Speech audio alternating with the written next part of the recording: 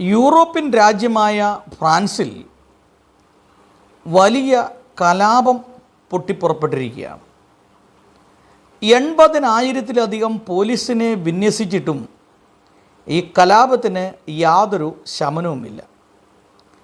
ഇതിൻ്റെ പ്രധാനപ്പെട്ട കാരണം ഇസ്ലാം മത വിശ്വാസികളുടെ ഒരു അധിനിവേശമാണ് ഇതിൻ്റെ എല്ലാം പിന്നിലുള്ള കാര്യം.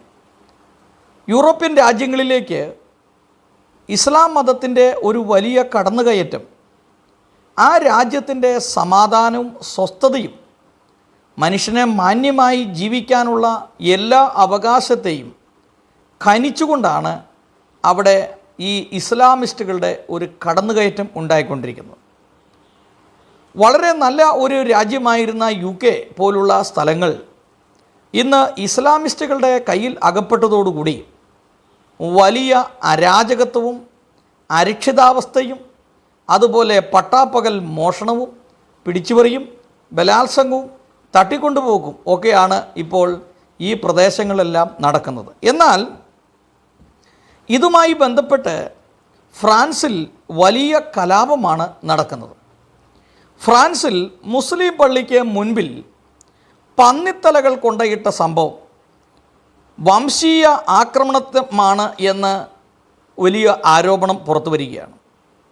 അതായത് മുസ്ലിങ്ങളെ സംബന്ധിച്ചിടത്തോളം പന്നി അവർക്ക് ഒരു ഹറാമാണ്. എന്നാൽ ഇത് ബോധപൂർവമായി പ്രശ്നങ്ങൾ സൃഷ്ടിക്കാൻ വേണ്ടി പല മുസ്ലിം പള്ളികളുടെ മുമ്പിൽ പന്നിത്തല കൊണ്ടുപോയി ഇടുന്നു എന്നുള്ള ഒരു പ്രശ്നം അവിടെ നിലനിൽക്കുകയാണ്.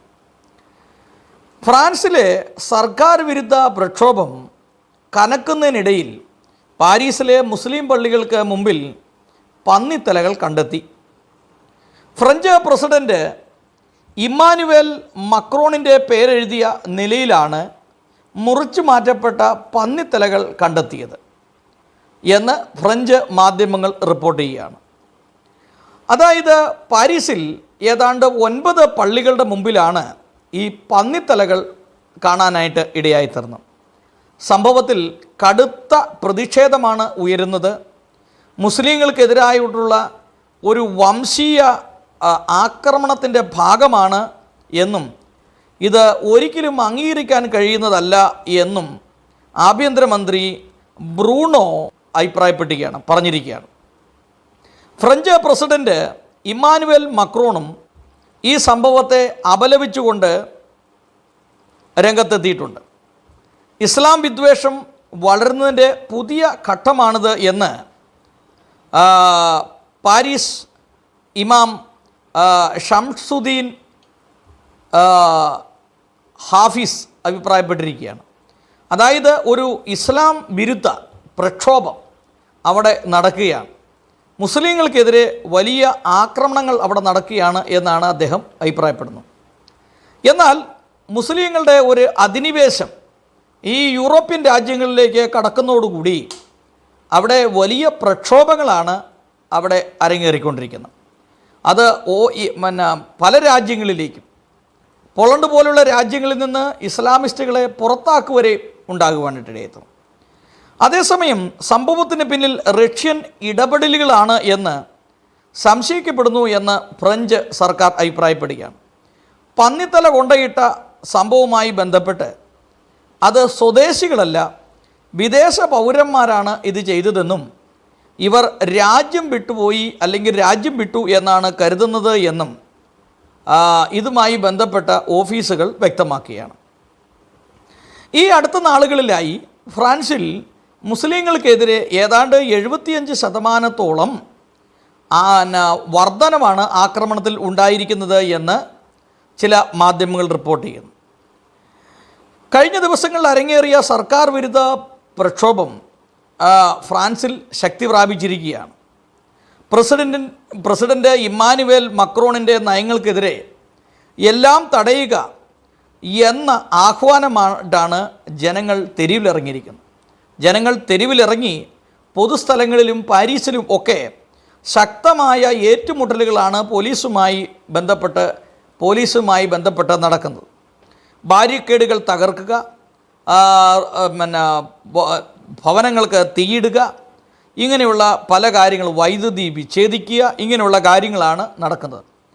ഈ ആക്രമണങ്ങളെ തടയാൻ ഏതാണ്ട് 80,000-ഓളം പോലീസ് സന്നാഹത്തെ വിന്യസിച്ചു എങ്കിലും ഈ പ്രക്ഷോഭത്തെ തടയിടാൻ ഇതുവരെ സാധിച്ചിട്ടില്ല എന്നുള്ളതാണ് മനസ്സിലാക്കുവാൻ കഴിയുന്നത്.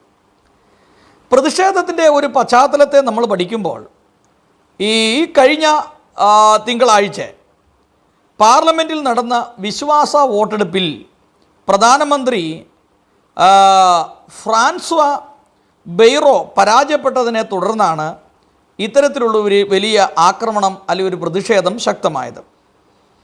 പൊതു അവധികൾ വെട്ടിക്കുറയ്ക്കൽ, പെൻഷനുകൾ മരപ്പിക്കൽ തുടങ്ങിയ കർശന സാമ്പത്തിക നയങ്ങൾ പ്രഖ്യാപിച്ച ബെയ്റോ വോട്ടെടുപ്പിന് പിന്നാലെ രാജിവെച്ചിരുന്നു.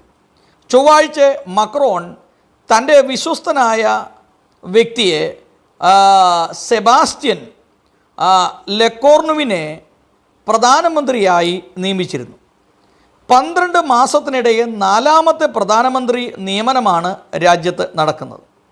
എന്നാൽ പ്രതിഷേധിക്കാൻ പല കാരണങ്ങൾ ജനങ്ങൾ മുമ്പോട്ട് വയ്ക്കുകയാണ്. മക്രോണിൻ്റെ നയങ്ങൾക്കെതിരെ ആണ് ഇവിടെ സമരം അരങ്ങേറുന്നത്. അതായത് എല്ലാം തടയുക എന്നാണ് ഇതിൻ്റെ ഒരു ആപ്തവാക്യമായി മുമ്പോട്ട് പോകുന്നത്. ഈ വർഷം മധ്യത്തോടെ ടിക്ടോക്ക്, എക്സ്, മറ്റ് ഇതര ഓൺലൈൻ ചാനലിലൂടെ വളരെ പ്രചാരം നേടിയ ചില സന്ദേശങ്ങളും മെസ്സേജുകളും ഒക്കെ പുറത്തു വരികയാണ്. തൊഴിലാളികൾ, വിദ്യാർത്ഥികൾ ഇവരെല്ലാവരും കൂടെ ഒന്നിച്ചേർന്ന് സർക്കാരിനെതിരെ വൻ പ്രതിഷേധമാണ് മുമ്പോട്ട് വയ്ക്കുന്നത്.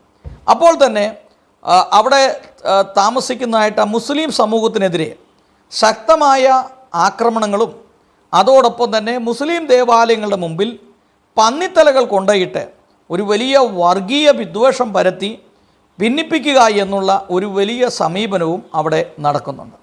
എന്തായാലും ഈ ലോകത്തിൽ വിവിധ രാജ്യങ്ങളിൽ വലിയ കലാപം നടക്കുകയാണ്.